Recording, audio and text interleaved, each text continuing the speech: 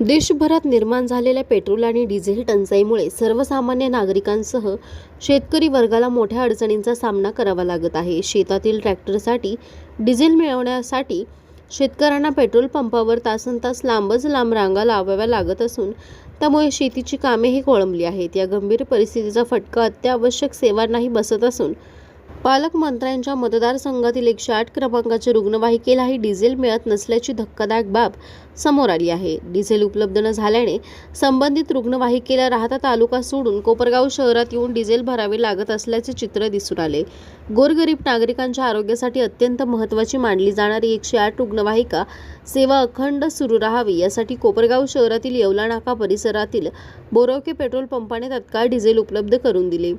या मानवतावादी भूमिकेबद्दल सामाजिक कार्यकर्ते भरत मोरे आणि अनिल गायकवाड यांनी पेट्रोल पंप कर्मचाऱ्यांचा सत्कार करून त्यांचे आभार मानले। यावेळी बोलताना भरत मोरे आणि अनिल गायकवाड यांनी भाजप सरकारवर जोरदार टीका करत देशभरात नागरिक, शेतकरी आणि रुग्णवाहिका सेवेलाही डिझेलसाठी भटकंती करावी लागत असेल तर ही सरकारच्या नियोजन शून्य कारभाराची मोठी शोकांतिका आहे असा आरोप केला। तसेच प्रशासनाने तात्काळ इंधन टंचाई दूर करून नागरिकांना दिलासा द्यावा अशी ही मागणी त्यांनी केली आहे।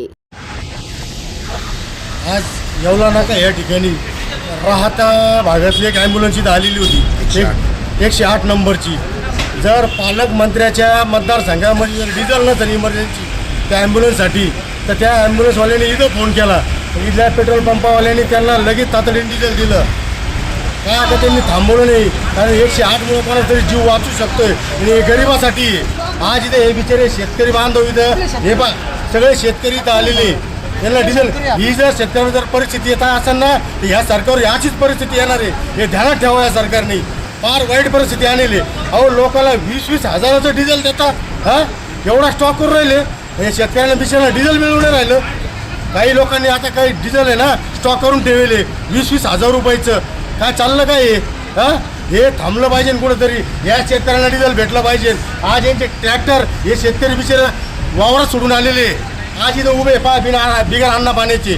पण या ठिकाणी भरत भाऊन मी या ठिकाणी इथं आलो, मग आज ही परिस्थिती पाहिली आणि त्या ॲम्ब्युलन्सला पण डिझेल तिथे डॉक्टर पण त्या गाडीमध्ये होते इमर्जन्सी, त्याला फोन आला होता पण त्या ड्रायव्हरने बिचाऱ्याने लगेच एक दुसरी गाडी ॲम्ब्युलन्स ॲडजस्ट करून दिली।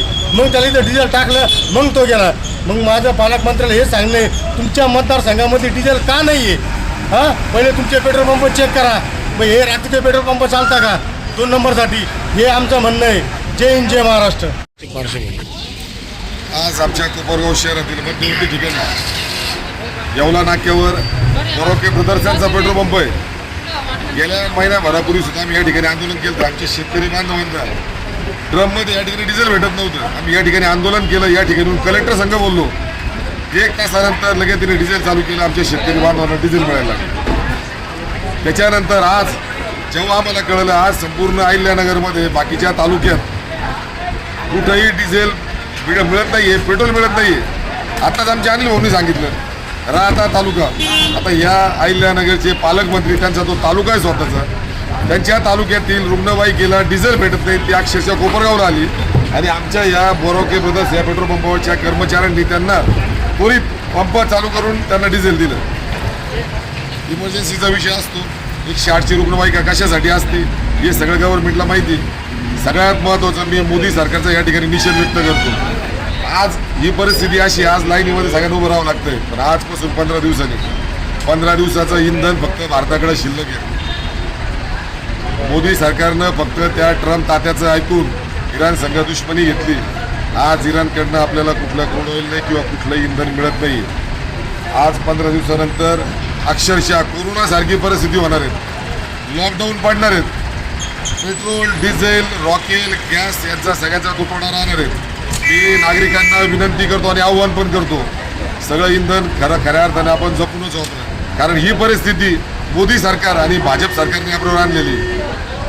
त्याच्यामुळं सगळ्यांनी इंधन जपूनच वापरा आणि महत्त्वाचं बाहेरगावी जाणं टाळा, मुलांच्या तब्येतीला जपा, कारण हे सरकार फक्त स्वतःचं बघतंय। अदानी, अंबानी हेच क्रूड ऑइल विकत घेतात, दुसऱ्या देशात पाठवून हेच पैसे कमवत आहेत, फक्त श्रीमंत होतोय, गरीब हा देशोधडीला लागतोय। त्याच्यामुळं पुन्हा एकदा मी मोदी सरकारचा निषेध करतो आणि आज आम्ही या बोरोके ब्रदर्स पेट्रोल पंपावर येऊन या कर्मचाऱ्यांचा खऱ्या अर्थानं पुष्पहार घालून त्यांचा सन्मान केला. कारण इतर तालुक्यात डिझेल पंपावर सगळे डिझेल पेट्रोल सगळे देणं बंद आहे.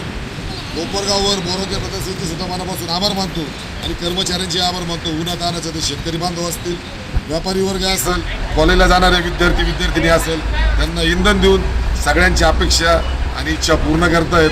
त्यांचा पुन्हा एकदा मनापासून आभार मानतो, बोरोके ब्रदर्सचे आभार मानतो आणि पुन्हा एकदा या भाजप सरकारचं शेतकरी बांधवांच्या वतीनं, कोपरगावकरांच्या वतीनं, या भारताच्या सगळ्या नागरिकांच्या वतीनं त्यांचा निषेध व्यक्त करतो. जय हिंद, जय महाराष्ट्र, जय संविधान.